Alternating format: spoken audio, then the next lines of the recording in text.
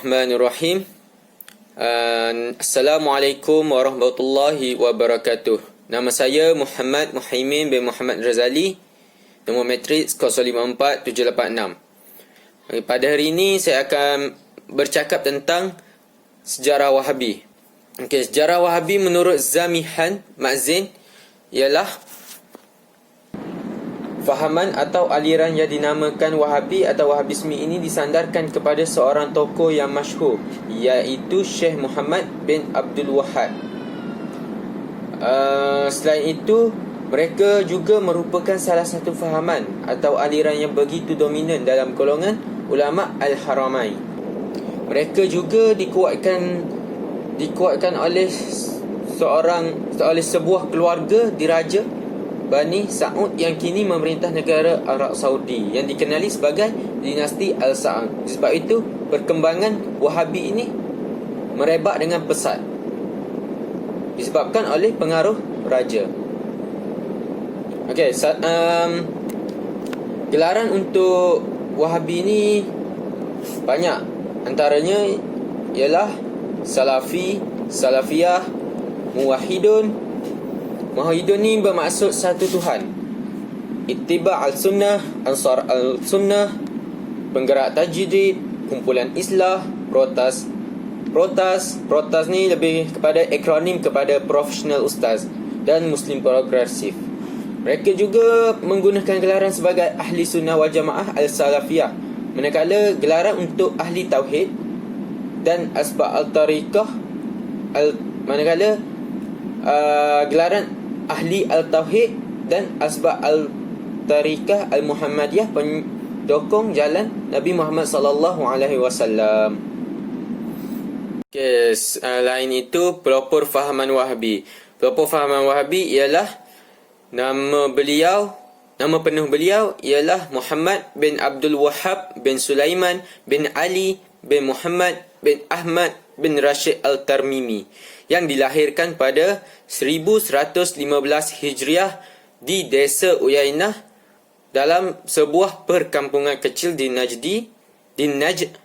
utara semenanjung tanah Arab. Dan beliau juga berasal dari kabilah Bani Tamim dan bermazhab Hambali.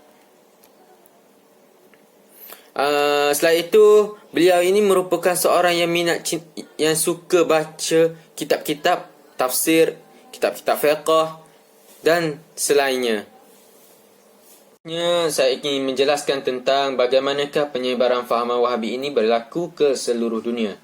Penyebaran Wahabi ini bermula semasa di Madinah, yang mana beliau telah menyesatkan banyak amal ibadah orang Islam dan menuduh bertentangan dengan syariat Islam hanya kerana beliau tidak pernah belajar mengenainya.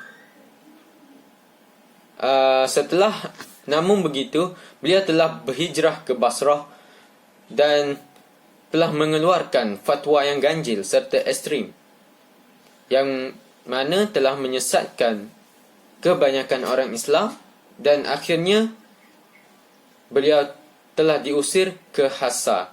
Di sana beliau telah berjumpa dan berguru dengan seorang guru yang bernama Abdullah bin Abdul Latif. Namun nasib tidak menyebelahi beliau. Beliau telah diusir ke kampung Ainiyah, Najd, yang mana tempat kelahirannya.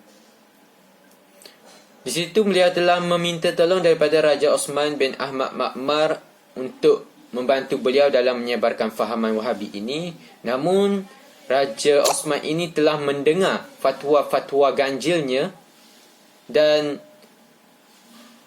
raja tersebut ingin memburu dan mahu membunuh kerana bertentangan dengan fatwa majoriti ulama ahli sunnah wal jamaah. Dan akhir sekali beliau telah ke Duriyah dan telah mempengaruhi seorang raja yang bernama Raja Muhammad bin Saud. Ketika itu, Raja Muhammad bin Saud ialah seorang pemerintah di Duriyah. Sejak itu, fahaman Wahabi telah berkembang pesat di negara tersebut dan telah berkembang ke seluruh dunia, termasuklah negara kita, Malaysia. Jadi saya akan teruskan kepada pembentangan seterusnya. Assalamualaikum warahmatullahi wabarakatuh. Jadi nama saya Muhammad Iful Amri, nombor 054-552. Jadi saya akan meneruskan pembentangan saya pada tajuk seterusnya, untuk kertas kerja saya, ciri-ciri golongan Wahabi. Jadi apakah ciri-ciri golongan Wahabi ini? Yang pertama, golongan Wahabi ini suka bergaduh mengenai amanah khilafiyah, di mana saya telah memberi beberapa contoh amanah khilafiyah seperti menghalang wirid selepas solat, menghalang bacaan kunut dalam solat, menghalang bacaan yasin pada malam Jumaat, dan mereka ini suka untuk menentang dengan jelas terhadap 4 mazhab fiqh, iaitu mazhab Syafi'i, mazhab Hanbali, mazhab Hanafi dan mazhab Maliki.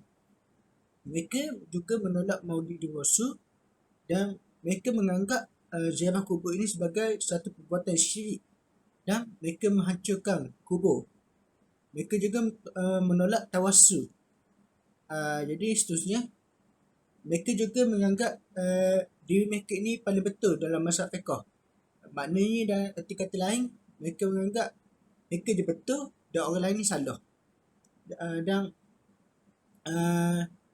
mereka tak buat benda tu, tapi mereka marah orang lain buat benda tu.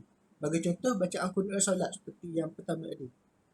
Kalau dalam mazhab lain, mazhab fiqh yang lain, ada mazhab yang tak buat bacaan kunut dan solat, tapi mereka tidak melarang perbuatan tersebut kerana itu merupakan perkara khilafiyah yang yakni perkara yang orang kata perbezaan pendapat sahaja. Dan mazhab fiqh, 4 mazhab fiqh ini meraihkan antara satu sama lain dalam bab-bab khilafiyah. Tapi Wahabi ni berbeza. Mereka menganggap diri mereka paling betul. Mana kata, kalau aku tak baca kunut dalam solat, mu pun tak boleh baca kunut dalam solat. Gitu Wahabi. Dan mereka mengharamkan bacaan Al-Quran untuk semati. Dan kebiasaan Wahabi ni, dia terpengaruh dengan tauhid 3 semangkai, iaitu tauhid konsep uluhiyat, konsep rububiyat dan konsep asma' wa sifat. Dan kebanyakan Wahabi ni sekarang banyak dikaitkan dengan kumpulan pengganas seperti kumpulan ISIS, kumpulan Daesh, dan kumpulan Al-Qaeda pada waktu dahulu. Jadi kita lihat pada zaman sekarang, kebanyakan Wahabi ni banyak terlibat dengan terorisme disebabkan oleh kaedah dan manhaj ataupun tujuan matlamat utama yang mereka nak bawa, yang kononnya ingin memperjuangkan salafi ataupun sistem khilafat Islam lah. Mereka ingin memperjuangkan sistem khilafat Islam kononnya, menurut mereka lah. Jadi itulah sedikit sebanyak mengenai ciri-ciri golongan Wahabi. Jadi kita ni janganlah terpengaruh dengan kumpulan ini supaya kerana kesannya amat besar lah. Jadi sekian daripada saya. Wallahu a'lam. Assalamualaikum warahmatullahi wabarakatuh.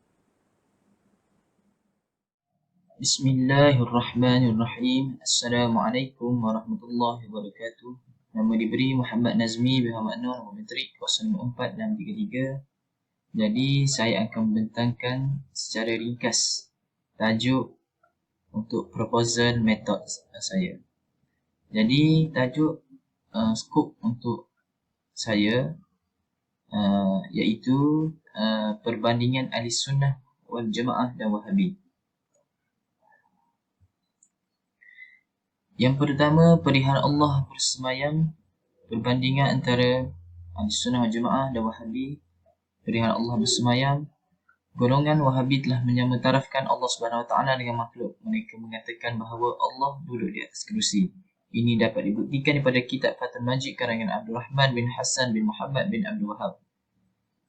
Dan perkara ini menurut ulama Ahli Sunnah Jamaah, mereka mengatakan bahawa menganggap dan mendakwa Allah SWT duduk atau bersemayam di atas arash maupun di atas kursi dikira kafir. Ini kerana perbuatan atau sifat itu adalah sifat makhluk. Allah Maha Suci daripada duduk dan bersemayam. Yang kedua, bertawassul ke atas Nabi. Syekh Saleh bin Fauzan Al-Fauzan mendakwa bahawa tawassul dengan kemuliaan Rasulullah SAW adalah haram. Maka perkara ini telah berbeza dengan Ahli Sunnah Jamaah yang menentang fatwa ini telah ditentang oleh ulama Ahli Sunnah Jamaah. Ulama Ahli Sunnah Jamaah mengatakan umat Islam dibolehkan berdoa, Ya Allah, dengan kemuliaan Nabi Muhammad sallallahu alaihi wasallam, sembuhkanlah daku. Ini berdasarkan hadis doa ketika keluar masjid. Sebagaimana sabda Rasulullah SAW, Allahumma inni as'aluka hubbuka sa'ilin alaika. Maksudnya, Ya Allah, sungguhnya aku meminta kepadamu dengan berkat kebenaran orang yang meminta kepadamu. Jadi bertawassul ke atas Nabi dan meminta berkat daripada orang-orang yang soleh itu tidak bertentangan dengan manhaj Ahli Sunnah wal Jamaah.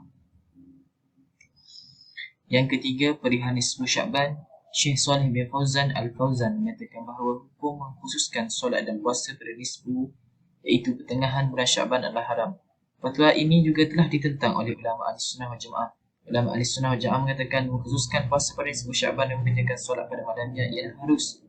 Jadi harus di sini bermaksud boleh sama ada untuk melakukannya atau tidak, dan tidak sama sekali seperti katakan Syekh Saleh bin Fauzan, iaitu salah seorang daripada Salafi Wahabi yang mengatakan haram. Ini adalah berdasarkan sabda Rasulullah SAW, apabila tiba nisfu Sya'ban, maka bangunlah pada malamnya, iaitu qiyamul lail, dan berpuasalah pada siangnya. Jadi tidak ada dalil atau perkataan mana pada Nabi Muhammad SAW bahawa tidak boleh mengerjakan sesuatu amalan pada nisfu Sya'ban. Maka Nabi SAW sesungguhnya menggalakkan itu melakukan amalan pada malam nisfu Sya'ban atau siang nisfu Sya'ban. Yang keempat pula, menziarahi kubur bagi wanita. Syekh Muhammad bin Saleh Al-Utsaimin mendakwa ziarah kubur bagi wanita itu adalah haram, dikira dosa besar walaupun menziarahi kubur Rasulullah SAW. Fatwa ini juga telah ditentang oleh ulama Ahli Sunnah wal Jamaah. Ulama Ahli Sunnah wal Jamaah mengatakan bahawa diharuskan bagi wanita menziarahi kubur Nabi dan kubur umat Islam yang lain. Ini berdasarkan daripada hadis di mana Sayyidatina Aisyah bertanya kepada Rasulullah SAW, apakah yang perlu saya lakukan ketika menziarahi kubur? Maka Rasulullah SAW bersabda, maksudnya, ucapkanlah Assalamu ala ahli diyar minal muslimin wal mu'minin. Yang kelima, perihal Allah bertempat dan berjisim. Golongan Wahabi telah menyamatarafkan Allah Subhanahu Wa Taala dengan makhluk. Mereka mengatakan bahawa Allah Subhanahu Wa Taala duduk menetap di atas arasy dengan zatnya. Ini dapat dibuktikan daripada kitab Nazarat wa Ta'qubat ala Mafi' kitab As-Salafiyah karangan Syekh Saleh bin Fauzan Al-Fauzan. Fatwa ini juga telah ditentang oleh ulama Ahli Sunnah wal Jamaah. Ulama Ahli Sunnah wal Jamaah mengatakan bahawa sesuatu yang menetap sama ada ia serupa dengannya atau lebih besar atau kecil adalah sifat jisim yang punya ada tertentu. Sedangkan Allah Subhanahu Wa Taala adalah Maha Suci daripada unsur berjisim dan bertempat. Ini adalah berdasarkan sabda Rasulullah SAW. Maksudnya Allah itu wujud pada azali, adanya tanpa permulaan, dan wujudnya belum wujud satu nanti. Maka apabila seseorang itu menjisimkan Allah, iaitu golongan Mujassimah atau lebih tepat dengan golongan Mujassimah, mereka menjisimkan Allah dengan menyamakan Allah seperti makhluk, iaitu Allah berada di tempat. Jika Allah berada di atas satu tempat, maka Allah juga makhluk. Dan yang terakhir, perihal Allah menyerupai makhluk. Syekh Ahmad Al-Tuwaijiri telah mendakwa dalam kitabnya bahawa Allah SWT mencipta manusia sama dengan rupa bentuknya.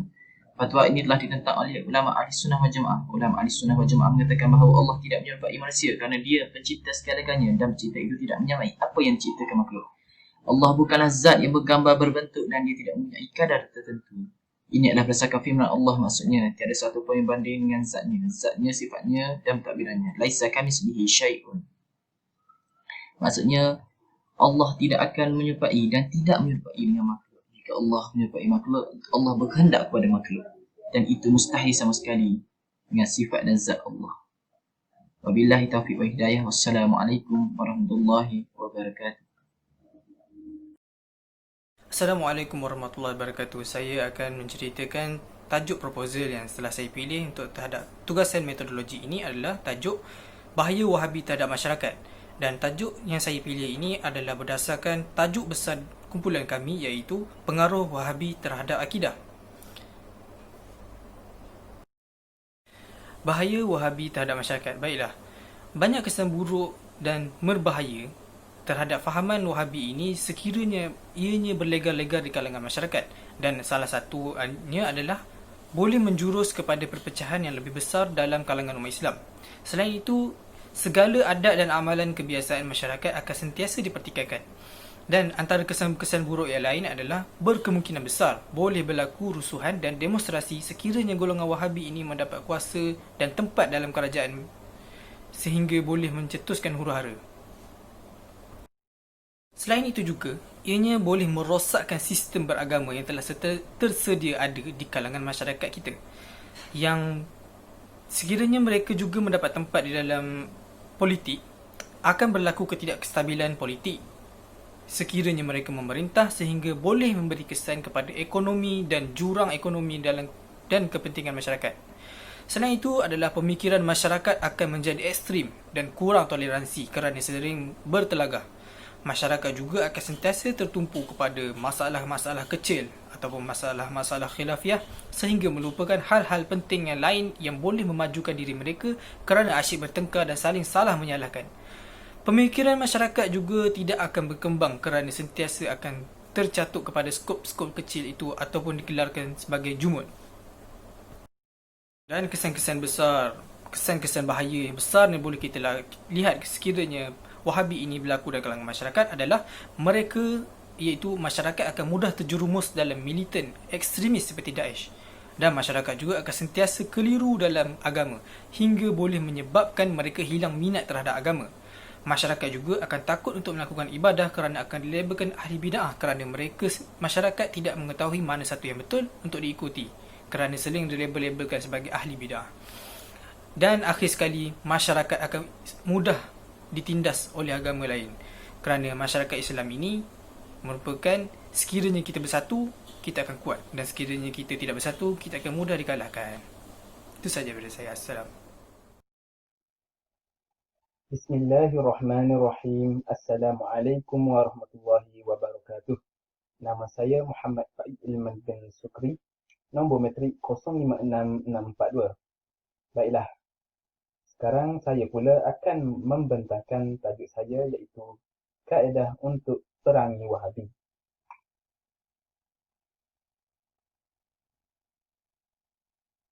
Di sini terdapat 5 poin.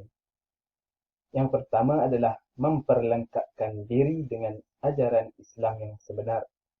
Yang kedua adalah awasi dari bergaul dengan kumpulan mereka dan menjauhkan diri dari golongan tersebut. Yang ketiga adalah mendekatkan diri dengan Allah Subhanahu wa taala dengan melaksanakan segala perintahnya dan menjauhi segala larangannya. Yang keempat adalah menyebarkan ajaran Islam melalui majlis ilmu, seminar, forum, dan ceramah. Baiklah, yang kelima dan yang terakhir adalah mengadakan program pemulihan akidah.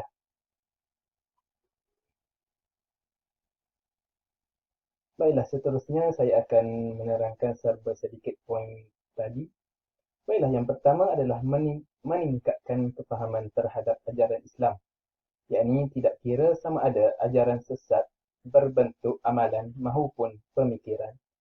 Kefahaman seseorang Muslim terhadap pegangan agamanya perlu diperteguh.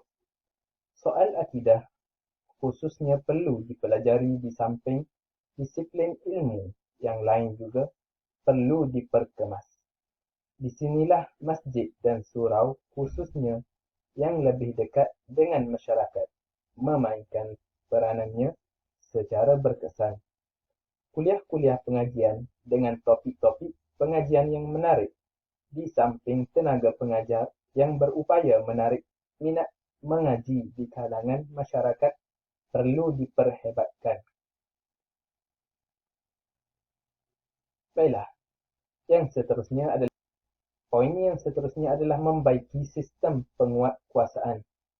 Banyak komen dibuat terhadap sistem penguatkuasaan pihak berkuasa agama dalam membanteras ajaran sesat. Antaranya menyatakan hubungan yang terlalu ringan berbanding zaman Khulafa' Ar-Rashidin yang sudah mengenakan hukuman bunuh terhadap ajaran sesat ataupun yang mengaku sebagai nabi. Sistem pemulihan pihak-pihak yang pernah terlibat dengan mana-mana ajaran sesat juga perlu dikaji dan diperbaiki mengikut peredaran masa kerana dinamika ajaran sesat juga sentiasa berubah mengikut zaman yang mana penyelidikan harus diberikan kepada ajaran sesat dalam bentuk pemikiran kerana ia lebih kompleks dan mencabar untuk diatasi. Baiklah, poin yang terakhir adalah sistem tauliah yang lebih relevan. Pengimbangan antara pentauliahan dengan membanteras penyebaran ajaran sesat perlu diteliti. Bukan menjadi rahsia lagi bahawa sesi temuduga untuk mendapatkan tauliah mengajar di sesebuah negeri bukan untuk menilai kredibiliti dan tahap keilmuan seseorang pendakwah. Tetapi yang menjadi pokok persoalan adalah untuk mengetahui kecenderungan pendakwah ini terhadap aliran pendekatan Wahabi ataupun sebaliknya. Manakala lebih utama, tahap keilmuan seseorang itu sama ada sudah memperolehi kelulusan di peringkat sarjana muda, sarjana, maupun kedoktoran ataupun memperolehi tauliah untuk menyampaikan Islam. Jika pentauliahan itu lebih penting, nescaya sekian ramai lulusan bidang agama di negara ini akan tersekat daripada menyampaikan Islam dan sekaligus membuka ruang kepada pengembangan ajaran sesat akibat keperluan aktiviti dakwah yang tidak dapat diisi oleh pendakwah-pendakwah yang ditauliahkan.